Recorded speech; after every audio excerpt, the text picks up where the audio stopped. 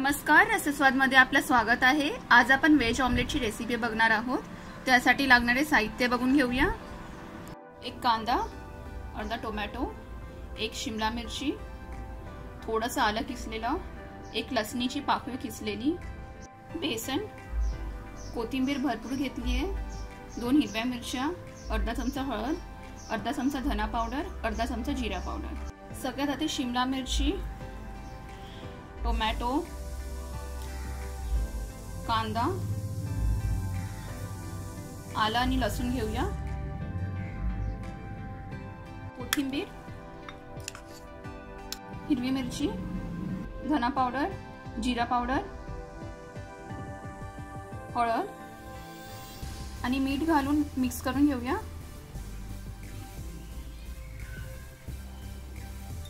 सगळं मिक्स करून झालंय। आता हे 10 ते 15 मिनिटं आपण असंच ठेवून देऊया।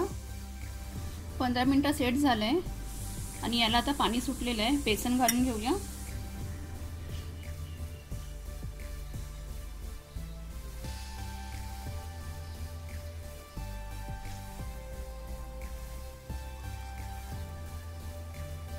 सगळं मिक्स करून घेऊया। परत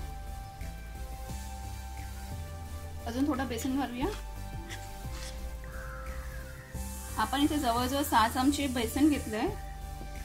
पाणी घालून घेऊया। थोडं थोडं पाणी घालायचंय।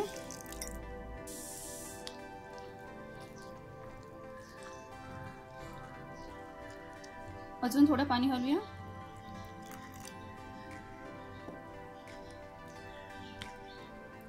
थोडंसं मीठ। आपण जवळजवळ यात अर्धी वाटी पाणी वापरलेलं आहे आणि आता हे बॅटर रेडी आहे ऑमलेट करायला। तर आता ऑमलेट करून घेऊया। 1 चमचा तेल घेतलंय। तेल तापलेलं आहे। आता बॅटर घालून घेऊया। याला असं थोडं थोडं पसरवायचं आहे। गॅस स्लोवर ठेवलेला आहे।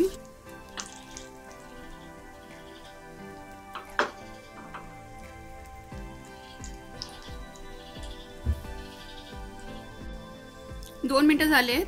गॅसची फ्लेम मीडियमवर ठेवूया। आता स्लो गॅसवर 2 मिनिटं आणि मीडियम गॅसवर 3 मिनिटं झालेली आहेत। परतून घेऊया। आता